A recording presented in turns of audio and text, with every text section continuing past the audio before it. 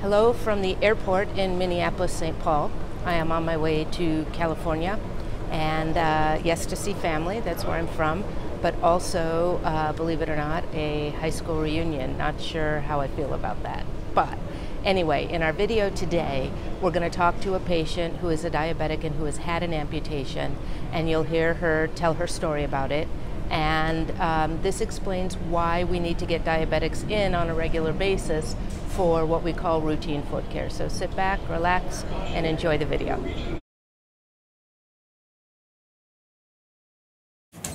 All right, anything new or different bothering you? No. Okay. So we'll go ahead and we'll trim these back. Did you do anything fun over the holiday weekend? No.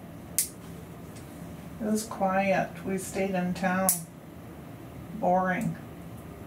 How about you? Threw a little party for my daughter who just finished her master's degree.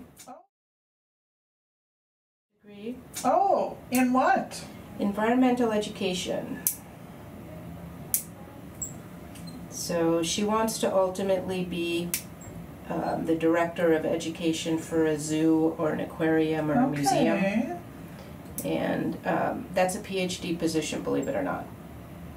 Huh. And all the PhD programs she looked at required the master's degree first. So where'd she go? It was interesting because when she was looking at programs, she said, you know, 2 of the top 5 programs in the country for this are right here in Minnesota. One was Hamline University and one was University of Minnesota in Duluth. Really? It was all online, but she did it from Hamline University. Okay. So she walked for graduation in May and then finished her thesis in August. Well, that's exciting. I know. My daughter got her degree in environmental science. Mm-hmm. And what does she do with it? You know, she then went to get a master's in nonprofit management. So she works at the Greater Chicago Food Depository. She's running a program in food and adults, and It sounds like a food shelf. it's the overarching organization of the food shelves. The food shelves are under their umbrella. So she's using her nonprofit. right, but after she got her degree, she did AmeriCorps on the East Coast, and she did a lot of environmental education. You know, they did 6-week stints everywhere. So she stayed in the AmeriCorps, you stay in the U.S., right? Yeah, she did. Yeah, it was on the East Coast. Was she happy she did it? Oh yeah, she did it for 2 years. She did 1 year as a regular person, and then in 2nd year as a leader of a group. That's so, awesome. Yeah. And how old is she now? 45. Okay. So this was a while ago? Yeah. She's been in Chicago 10, 15 years maybe. Because she went to DePaul University for her graduate degree.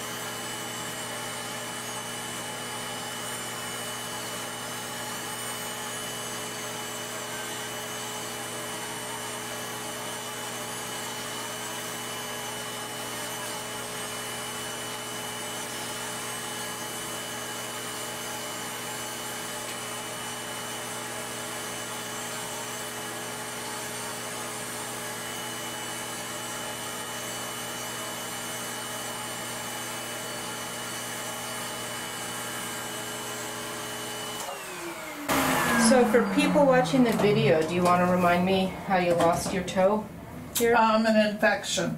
Okay. Diabetic infection? Yes. Okay. You can take the Band-Aid off, obviously. So on that other toe, the one next to the big toe, you got an open sore that got infected. And Right. The bone got infected. Yep. And so the bone had to come out. Okay. Did I do that? No. And you know, I was thinking about that before you came in. But you know, 1 year, and I bet it was that year, is we switched to Humana Insurance. And so I was not seeing you. We'll call it the hiatus year. And you came back without part of that second toe. Right. Well, that'll teach you. So Just kidding. It was my dermatologist. I had gone to urgent care, and they were the ones that had started it. And then I went to my dermatologist, and she looked at my toe, and she said, "You need antibiotics." So she sent me to Fairview Southdale emergency room. And, you know, I mean, I was so naive at that point. I thought, oh yeah, I'm just going to go in for my, you know, couple hours of IV therapy. And of course they said, well, no, we can't do that. You need to stay and be seen. And I thought, oh, okay. So then I was there for like 8 hours, and then they decided they had to admit me. And so, yeah, it was like a big to-do. Yeah, and that's why we talk to diabetics about coming in on a regular basis, so that if there is a small open sore, that it doesn't get to that point. Right, right. This progressed so quickly, and I think part of it was that I went to be seen and got antibiotics before I went on a road trip. And then, you know, I babied it the whole time on the road trip and everything, and then when I came back, it just wasn't any better. Yeah. So, yeah, it was a quick ordeal. Yeah, and with diabetes, they can move really rapidly. Oh, of course.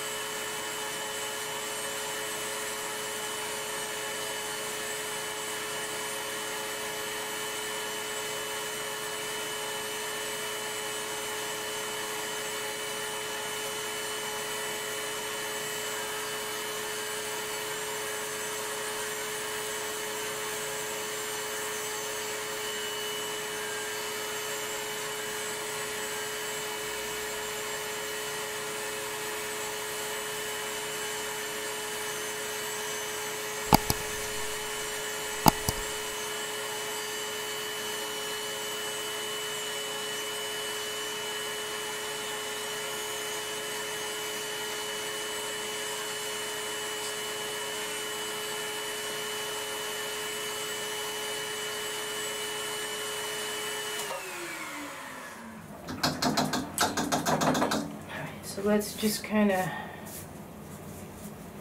bring everything out here. So what do you think of my ankle?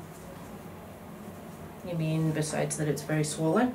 Yeah, but don't you think it's less? Kind of looks less, yeah. And my lymph person thought the tissue was a lot softer than it has been. Yep, you get that orange peel kind of skin here when you have the lymphedema. And so these wraps called edema wear are wonderful because they're way easier than compression socks. And they do a really good job. So, and I kind of use both. You know, when it's hot, I use these. Otherwise, I do use the compression ones. Okay. So you have the wound on the inside part of that second toe there. And is this how the one on the other toe started also, in between the two toes? I don't think so. I think it was more on top. Okay. So this wound has taken us about 6 months to heal fully. correct? Oh, at least. Yeah. So we're just going to trim off a little bit of callus that's on there now. So the wound is healed, but it's still a pressure point. So what we're going to do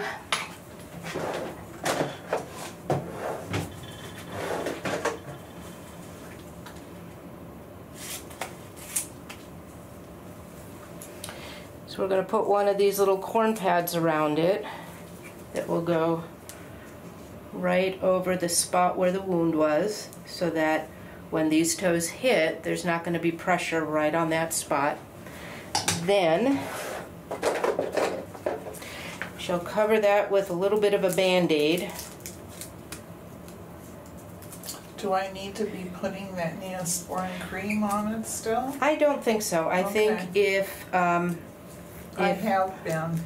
No, I mean, it can't hurt, but there's no open sore now. Right. So now you see that if these press together, that this is protected here. All right, well, thank you for letting us do the video. You're welcome.